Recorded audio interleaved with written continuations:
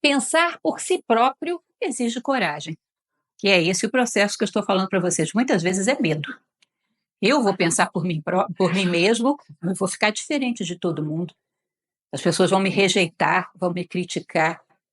Olha, se todos começassem a seguir o seu exemplo e pensar por si mesmos, daqui a pouco as pessoas teriam que aceitar que cada ser humano tem uma opinião, cada ser humano tem uma visão segundo a sua experiência e parariam de querer impor opiniões coletivas.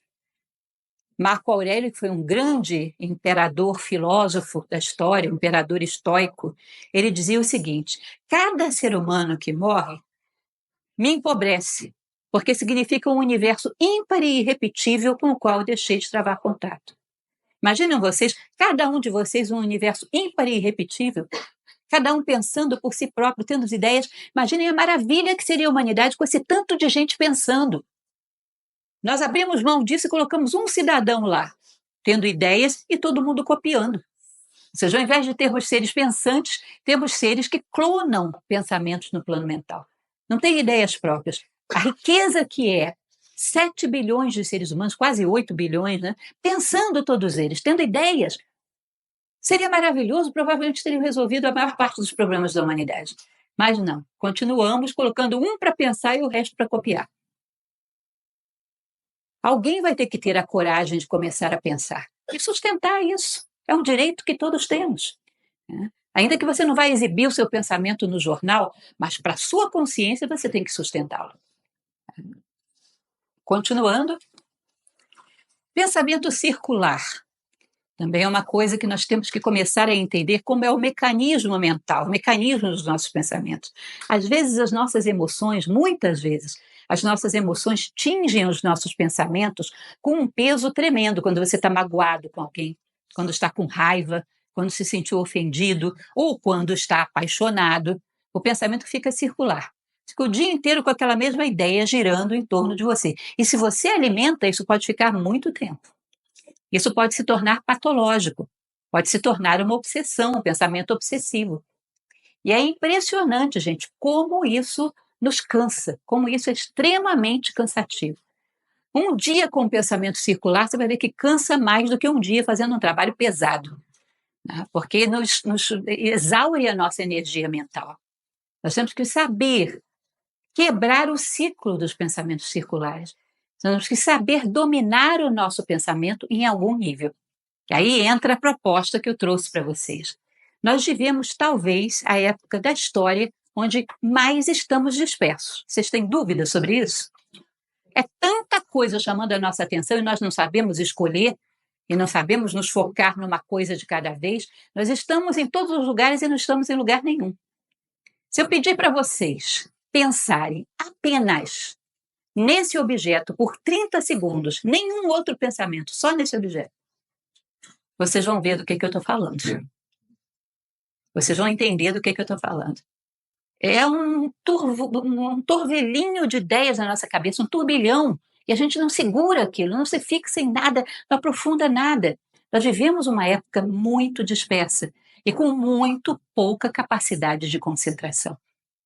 Isso é um elemento grave que faz com que a gente não aprofunde coisíssima nenhuma.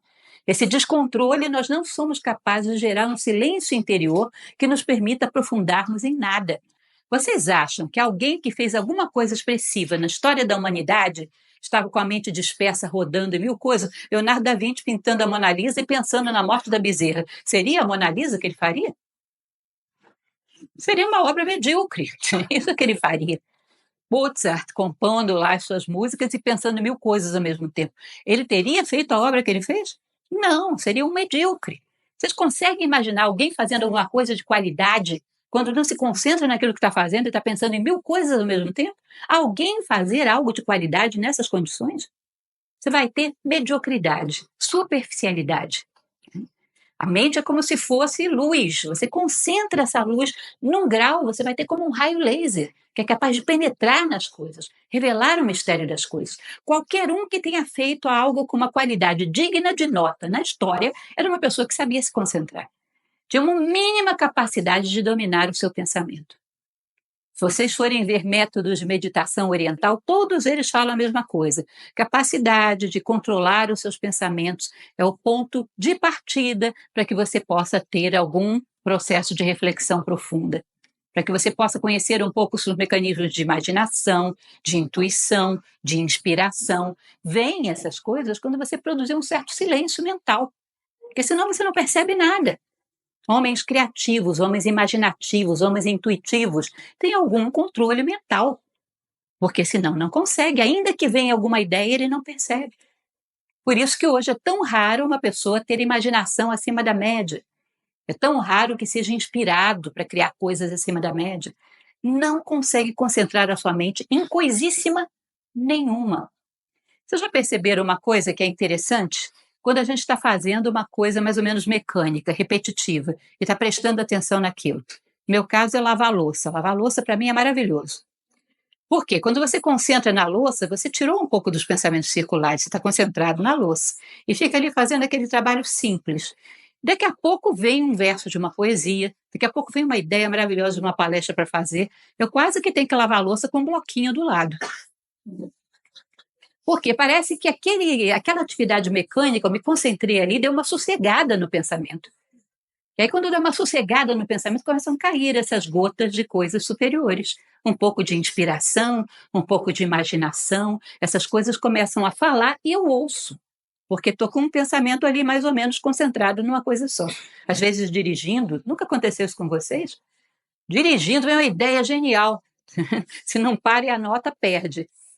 Muito nesses atos repetitivos surgem ideias maravilhosas que a gente tem que saber aproveitar. Porque é um momento onde a gente está mais ou menos controlando a mente, ela está fazendo uma coisa só, ali, repetitiva, rítmica. Nessa hora é muito bom para vir inspiração, para vir intuição. Porque é como se a tua intuição estivesse lá em cima dizendo: rapaz, faz um pouco de silêncio para você me ouvir, um minutinho que seja. Aí você vai varrer a casa. Ótimo, agora ele só está pensando na vassoura, deixa eu ir lá. Pum. É assim, é curioso isso. Para quem exerce alguma arte, sabe como é que é isso. Essas ideias maravilhosas vêm nessa hora.